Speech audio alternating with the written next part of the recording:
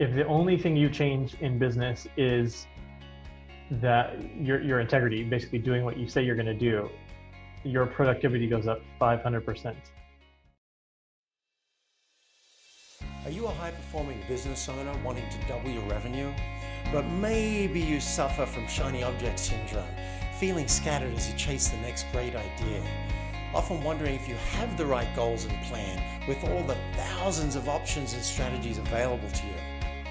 Welcome to Extraordinary Focus with David Wood, where we help you get the laser focus you need so you can double your revenue, achieve way more in less time, and be a more extraordinary entrepreneur and human. Let's dive in and stay tuned for your gift at the end. Welcome to an episode of Extraordinary Focus with David Wood and the Derek Loudermilk Show. That's right. So Derek had a radical idea. He said to me, instead of me interviewing you or you interviewing me, which we've done before quite successfully, he said, let's discuss how to be unstoppable. Let's riff on it so that entrepreneurs, leaders, parents, partners, and humans can get a real takeaway that they can be unstoppable in life and business. And when you and I get together, we're always just sort of batting around interesting ideas. You know, I'm learning a lot from you. This is your 5th appearance on the show, still holding the record. So yes. You know, gosh, so this is really interesting. You were the guest back in episode 49 and 50, or 48 and 49. And your concept in that episode was, you know, here's how to start a coaching business. Here's how to turn what you know into sort of a book. And I've taken the concepts from that episode, and now I have a coaching business. Now I have a book based on what I've learned in the podcast. I've really taken many of the things that you were talking about in that episode, and now they're a reality. So I think it's really cool to reflect on. I didn't even know at the time that was going to happen, but wow, yeah. I love hearing that. And what I want people to know about you, I think you're one of the smartest people I know. Until the tests are in, we won't actually know, but that's my suspicion. And Derek was standing with me, and this totally fits in with being unstoppable, standing with me on the balcony of my villa in Bali. And I was complaining. I said, dude, and we were about to record your podcast episode, right? Yep. And it might have been the first podcast interview I did. And I've now done 140. So Derek was my first, and we're standing on the balcony, and I'm complaining. I said, look at that pool down below. Every morning I get out here and I want to be able to just get straight in that pool. I want to teleport, and I can't. In fact, I climbed over the railing, climbed over the tiles, and I broke a tile on the roof. And I did manage to jump in the pool, but it was just awkward. And you paused for about a second and then went, you need a slide. Well, so most people would just stop there. You'd be like, oh, that would be so cool if that was true. And that would be the end of the conversation. But then you were like, well, how do I manufacture a slide? And I remember, you know, you posting the picture of like you with the local engineers, like measuring and trying to retrofit a slide under the side of a roof. Yeah. Which it wasn't anything I'd seen before. And you mentioned it. I'm like, a slide would be so amazing. I could like just straight out. So I went to a place that does fabrication of fiberglass, and I told them what I wanted. And they did slides for pools. They just didn't do it on roofs, right? And the cost was prohibitive, but I kept on looking and like, what could we do? And he's like, wait a minute. And I think this was in Indonesian we're talking. So it was a little bit stilted. And we go into the back room, and he found a mold that looked like it might just fit. And he said, if this works, we could use this mold and it'd be quite inexpensive. So I think it cost me about $1,000 in the end, or maybe six to 800, including installation. That was the tricky bit. You didn't want the roof to collapse. So we did it. And you know what? It was a little bit dodgy, I got to say too, Derek, because you shot off to the end of that slide pretty quick. You shot off, and there were 2 problems. One, the pool wasn't that deep. it was probably about 5 to 6 feet deep, but when you're coming from a great height, that's not that deep. So I would go in and you'd kind of hit the bottom a little bit. And then the other problem was if you really shot out, you could go within a foot of the far wall of the pool. And it was a little bit dodgy, but it was an Things exercise. you would never get away with in a country like the United States. Yeah. All the regulation would. You actually wouldn't take do all it, that yeah. but no one sues anyone in Bali, as far as I know. Anyway, that was one exercise in being unstoppable. I'm curious for you, what are a couple of things in your life where you did not say no and you did not get stopped and you kept on going and you're glad that you did? Well, you know the first thing that's coming to mind actually is this year I sort of accidentally became the state champion of cycling, and we didn't really race much. Accidentally? Did accidentally, did you trip over somebody? Well, I didn't win the race because there was people that were in a different state that came in to race and they finished ahead of me. And then there's a guy in a different age group so I was actually like 5th or 6th in the race, but I won the gold medal in the state jersey. Wow. So it was sort of like, that's why I call it accidentally. But the reason why I won, and I actually didn't believe that I would win, was because normally the state championships are held on a really hilly course, and I'm a heavier rider. So I don't usually have a good chance, but they moved the course because of the pandemic to a flat, windy course, which suits me. And as soon as I saw that, I was like, that's mine. I'm going to win. That's mine. And what I've noticed is that whenever I have that level of conviction, whenever I feel like it's already mine, like this house that I bought a year ago, when I was staying at your place last year, we were just putting our offer in on the house. I remember, and I was like, that's my house. I'm going to get it. It's already done. And whenever I've had that experience of just knowing that the thing that I want is already in the bag, it comes true. And there's this force of will, because even then, right, I still had to do the training. I still had to go to the race. I still had to prepare properly and fuel and like not get dropped and race hard and all that stuff.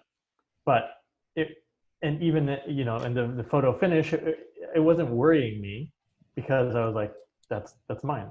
That jersey is mine. And so there's something to that. And I think a lot of people want something. They say, oh, I want to earn 6 figures or 7 figures, or want a Lamborghini or something. And there's some doubt in their mind. They're like 90% behind what they're going for. But when you have 100% conviction, it's so much easier to just be who you need to be and get the thing that you want. Right. So I like that you've gone there, because mindset, I think, is critical. And it's been said your life is as good as your mindset. And so what I'm hearing for you is that you were assuming it was already a done deal. For you, it was, that's mine. That's my jersey. And a friend of mine, John Webster, was really excited about the concept of something being inevitable.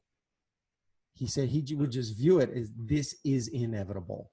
It will happen. I don't know exactly the time frame, but it will happen. And then his energy was able to open and relax with that. So I like that you went there.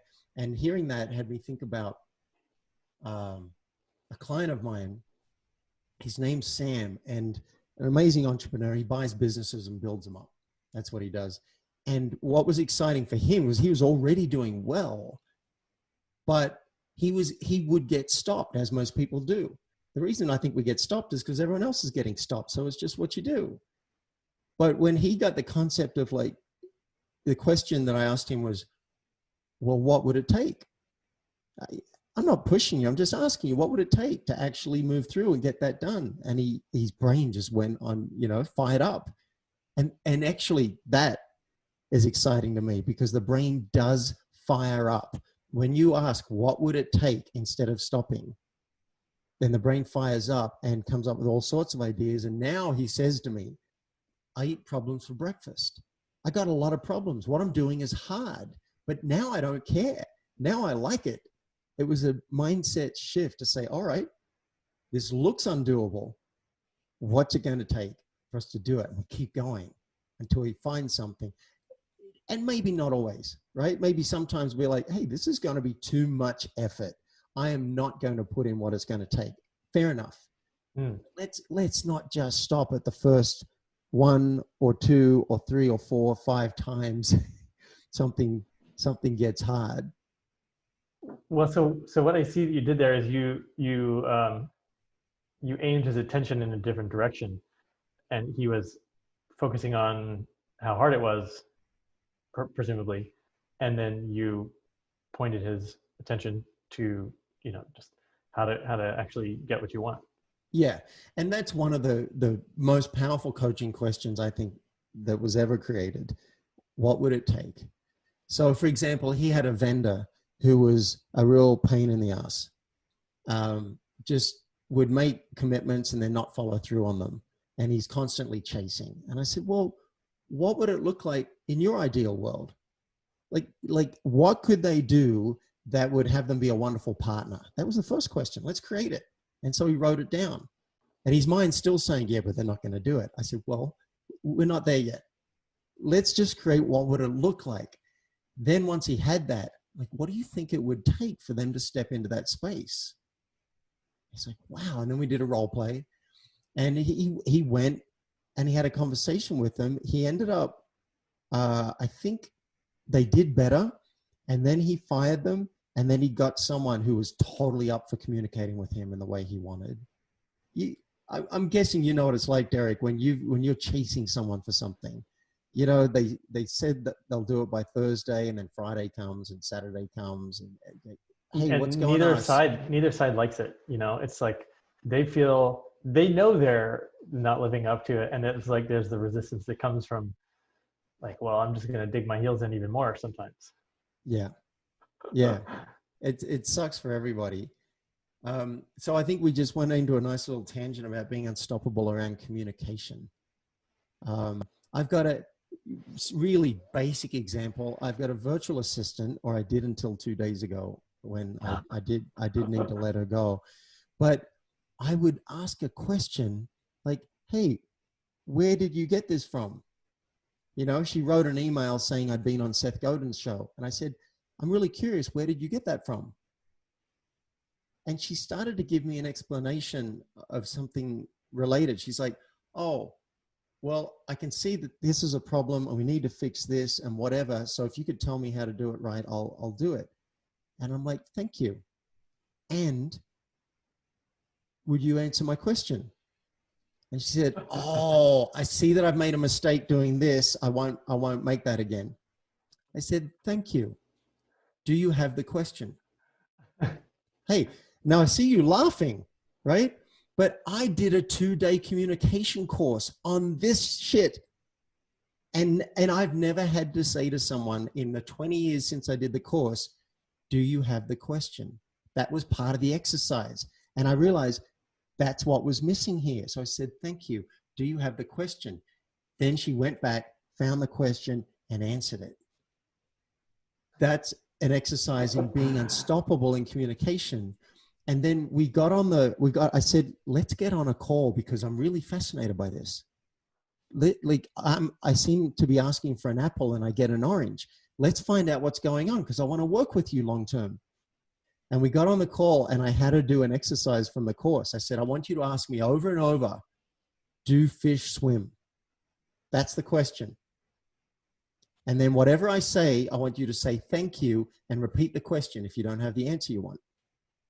Now, she wasn't able to follow those instructions, so that was good information.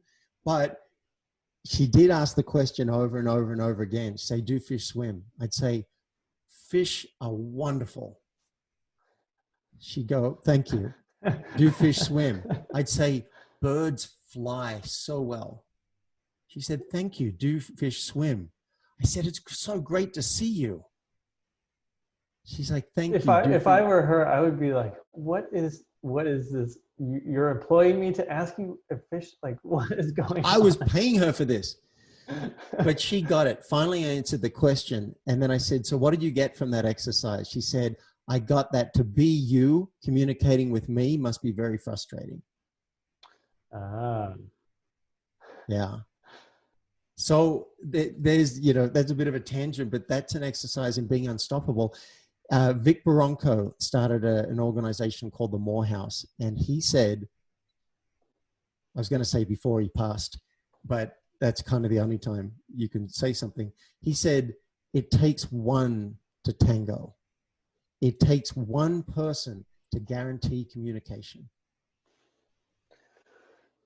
That's when you have good communication techniques or skills, when the other person doesn't have to know them, and you can still, because I encounter this all the time. People have sometimes amazing sort of, let's say, emotional vocabulary, and other people, right? You ask them how they're feeling, and they're like, here's my next 12 months plans. We're like, oh, that's not really a feeling, but they're, so there's a whole range of skill and vocabulary. But if you can lead the communication without them having to know anything, that's quality. Yeah, I like your example. It's so true. I sometimes, I grew up not knowing I had a body. And I know that sounds weird, but I was, and still am, very cerebral. My first inclination will be a thought and probably a solution, okay, a complaint, solution. But I've since learned that there's a lot more information available. It's not just the thinking, there's the emotional being. There might be sensation. Like now I have if I check in with myself, I have a sense of anticipation and excitement being here with you, and also a sense of camaraderie. And I don't know if those are emotions, but that's more than just thinking. And then in my body, I feel some tension in my back, like I could use a stretch, and it's like tingling in my hands. So I've become aware that there's a lot more information. So I will ask my clients often, how are you in this moment? If you scan your system for thoughts, emotions, or sensations, what do you notice? Yeah. Clearly I'm being very directive, and still often it's just thinking. It's like, well, I've had go straight to the past. I've had a bit of a rough day. This happened, and then this happened, and I've been trying to work how to, right? They go straight into the past and maybe the future. And so I'll try and gently bring them back. And I'll try and be unstoppable gently in, what do you notice right now? If you just close your eyes for a second, if you're willing, what's your body telling you? It's so new for people. And what you're talking about is like living in the past or the future, and it's pulling them away from the present moment, which is really the only time you can do anything. And so these, like, even sometimes if I'm giving a talk and I can see that like I'm losing people, I'll just like okay, bring your awareness to your toes in your shoes or something. Like just like feel yourself inhabiting your body, like in physical 3D space. Like you realize like you're a person in a room, in a chair, and and there's this actual inhabiting of space. What do you think is the benefit of learning to be unstoppable for a business owner, which you are? What are some scenarios in which you feel like this would be really practical? Honestly, I'm still stuck on the 4 coaches. I mean, that's phenomenal. It was 5. Maybe we could just 5 coaches? It was 5, if I'm being honest. Yeah. Wow. Okay. Well, if we can circle back to your question in a second, but so you're a coach. You've had many coaches in the past, and you talked about like, okay, I'm committed to these things, and I know commitment is one of your like components of being unstoppable and hiring coaches. We talked about these 6 C's of being unstoppable. But my question is, do you really need all those coaches if you've already had all the coaching? Like, why did you feel the need to do that? Well, it came from having no coaching for a while. So I'd been going solo, which, I'm pretty independent, and I generally tend to do well alone. But I spoke to a friend of mine who had 4 coaches, and she's doing great. She's like, her business is on fire, her energy's on fire, everything's great. And she spends, I think it was 15 grand a month, might be 12, but it was thousands of dollars a month on coaches. And I'm like, on one coach? She's like, no, I've got coaches for different aspects of my life that I'm committed to improving. And it had me realize, like, yeah, I need to walk my talk. I'm doing really well on my own. What could I do with a coach? So I've been coaching for 20 years, and I'm in my patterns, and I think I know everything. So hubris and arrogance is something to really watch out for. And I thought, all right, let's try some humility and go and learn some new stuff. So I went and signed up for a program, and there are live calls. So I consider the guy who runs that as one of my coaches, even though we're not doing any one-on-ones. And then I was on a podcast with a dating coach, and she needed some branding help. And I'm like, I'm great at branding, and I'm just starting to date now. I think it's time to get on some apps. It's time to let the world know about the extraordinary woman I want to attract into my life. And one of us said, maybe we should do a trade. So I was like, all right, that makes sense. And then someone had suggested energy healing. I don't know much about energy, not consciously anyway. And I thought, that's one thing I haven't really tried. It seems a bit woo-woo to me, but all right, let's do it. Or maybe there's something about my chi or my chakras or whatever that's not working. So I committed to that. I said to my men's group, I will do that. And then there was an accountability program that just popped up. So I was working with a therapist too, who I think is amazing, and I thought could be a really good guide. And he suggested this accountability group. And I didn't really want it for myself because I've done Landmark Education, which is a training program. And I kind of resisted the whole being your word and following through on every single thing you say you're going to do. But I know a lot of my clients have been wanting accountability. And so I thought, let me do this 8-week program. And so I had a coach every week as part of that program. And that got me fired up about this being unstoppable, because as part of the program, you would commit to your 7-day goals, and you could choose. This was what sold me. You could choose which are going to be A goals and which will be B goals. Now, the B goals are like everybody else's goals. You shoot for them. Maybe you do them. Maybe you don't. The A goals, if you don't achieve them by the 7 days, there's a consequence. And with my clients in my program, if you don't achieve your A goals, you pay $5 to someone you really don't like. I think there's what is it? Stick, STIKK. Is that still going? That web app where you stake the money up front, and then it gets released if you don't do your goals. Oh, I like that. That's a good way to do it. We just simply pay $5 via PayPal, or, I just say to people, who would you not want to pay $5 to? You'd be amazed at the creativity. One guy's paying $5 to his ex-wife if he does not achieve his A goal. I've got another client who, instead of money, because money doesn't motivate her, she has to call someone she doesn't want to have a conversation with and talk to them for at least 10 minutes, right? I've got another client has to pay $5 to Trump's re-election campaign because they're not a Trump supporter. Another client had to pay $5 to a whaling association. And another client paid $5 to a racist organization in Israel. So they hate doing this. So it really gets the attention. How often did they actually have to pony up? Very rarely. Okay. Very rarely. There are some clients, And I think I'm one of them because I have not missed an A goal yet. See, it's not about the money. It's about being unstoppable. That's the game. And I tell them, if you are in a coma, in hospital, you are still on the hook for finishing this A goal. If you lose a loved one, you break a leg, or it suddenly seems impossible, or it's no longer a goal of yours. It doesn't make sense anymore. You don't want to hire a mechanical engineer. You still complete it because you said, because it's not about the goal anymore. It's about an exercise in how do you speak something and then have it occur in the world.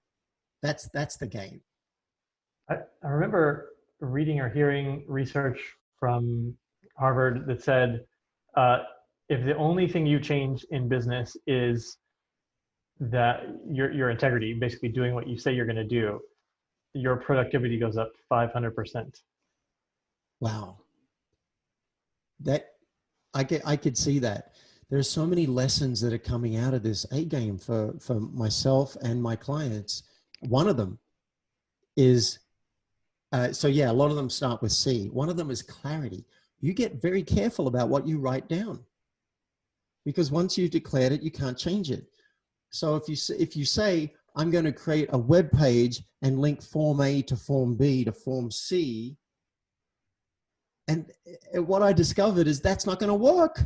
It doesn't work that way. It has to be Form C to Form A to Form B. It doesn't work.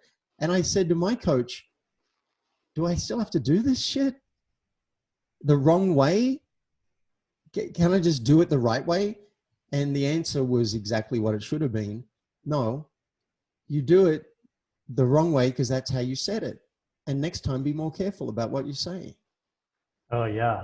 Yeah. Because I didn't, go ahead. Well, this is bringing up for me, like words, like we were talking about the question you asked to aim your client's attention. I see this with kids all the time. When you say like, don't spill the milk, and then they get, like, what do you have to think about not spilling the milk? Well, you have to think about spilling the milk. And this word "don't" has become sort of my biggest pet peeve, because it's like, don't miss hitting that ball. And it's like, well, everybody's going to miss hitting the ball because they're thinking about the thing. And it's just, that becomes such an obvious example of like how your words create the image in your mind, which then makes you do the thing. And so, yeah, being so careful about, I've totally switched. Instead of saying, don't spill the milk, I'll say, you need to use two hands, or you need to set the milk down, or like say the thing you want them to do rather than saying the thing you don't want them to do. Yeah. Yeah. Yeah. The clarity, when you're not playing the A game, if you're just setting normal goals, it doesn't matter if you get the words wrong. Doesn't matter. So you don't have to think about it that much. But once you have something riding on it, and it might be just $5, or it might be just the fact that you're not going to fail on this goal, and so it's important. The clarity becomes important. Also, you got to watch out for time creep, because if you do not, like for me, if I do not put this in my calendar, Wednesday, work on this. Thursday, did you work on it? Sunday, last chance. Tomorrow's the deadline. If I don't put that in my awareness, I could get to the last day and now I've got to do 15 hours straight. Or now it's not possible because I need help from people and they're not available. Well, yeah. And I think, people, right, they set their year-long goals and then they're like, oh, I got 12 months. And then they're halfway through the year, like, I still got 6 months. And then with 1 week left, they're like, oh, better hustle and hurry. Because they just drug their feet to the last minute. That's true. Well, this is a pitfall that I'm starting to become aware of in the world is, so here's one mistake: to not have goals, right? Not for everybody, but for a lot of people, that's a mistake, to just not declare, this is what I want.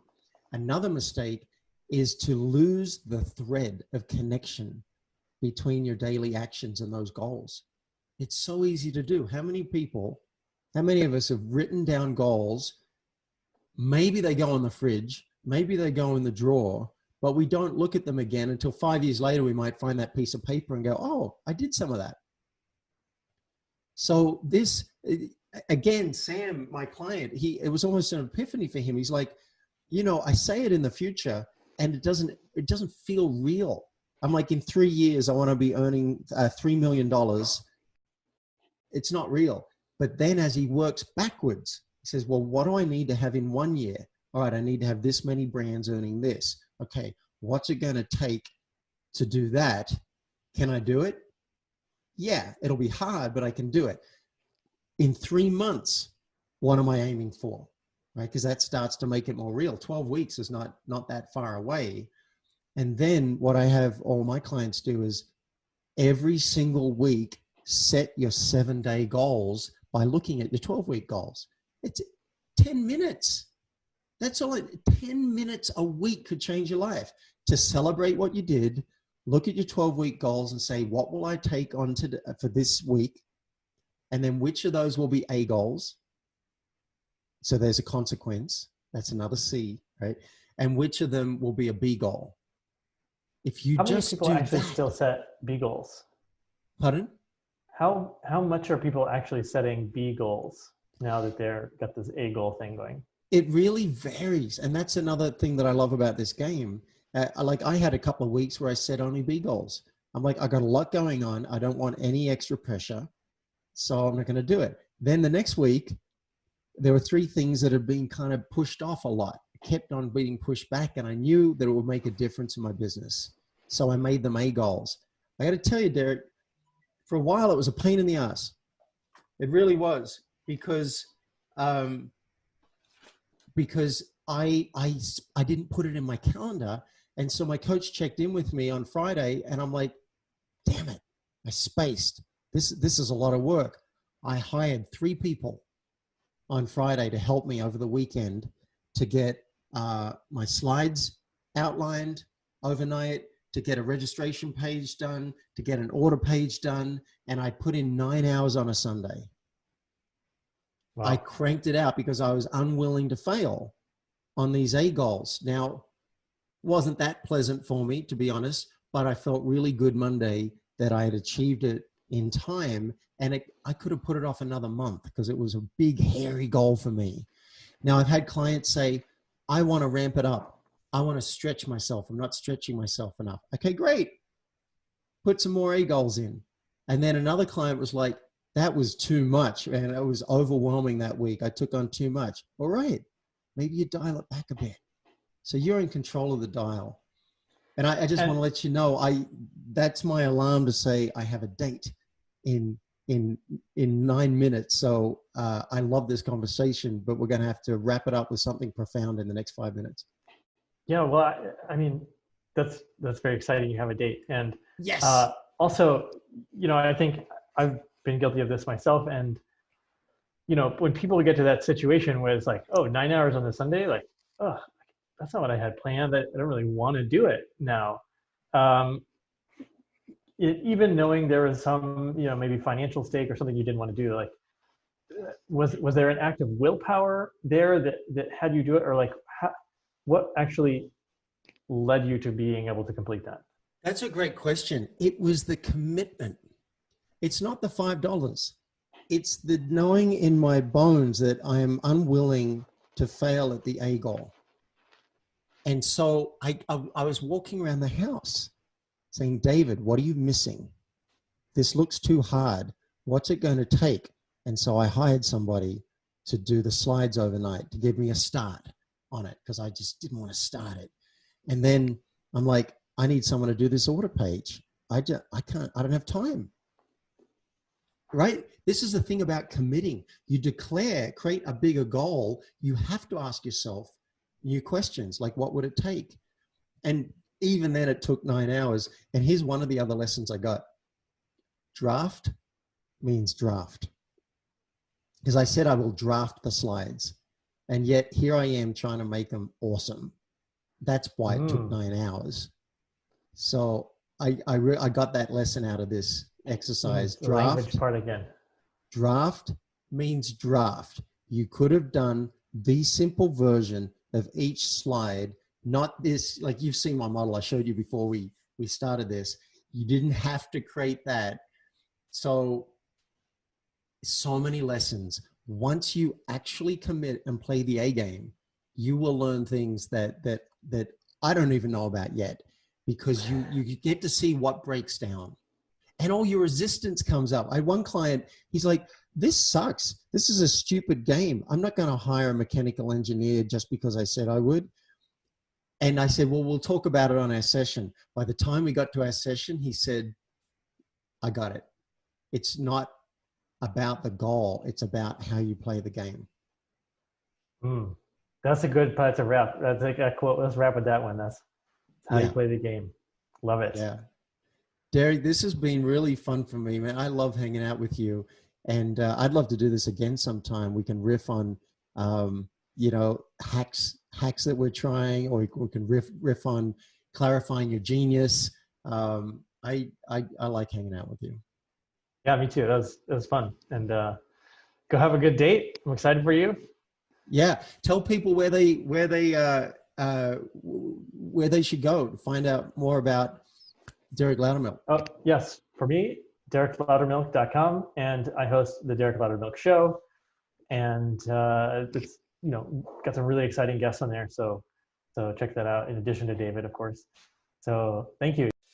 Thanks for listening to Extraordinary Focus with David Wood. Now, to double your revenue, to achieve way more in less time, and to be a more extraordinary entrepreneur and human, make sure you get our gift basket. It includes a cheat sheet with the first step to doubling your revenue, a short video roadmap, and a free double your revenue audit where we identify the low-hanging fruit in your business. To get all three of these goodies, just go to myfocusgift.com. If you got value out of this episode, tell your friends. And nothing says keep up the good work, David, like a review, which helps us climb in the rankings and to reach more listeners. Now, let's be extraordinary.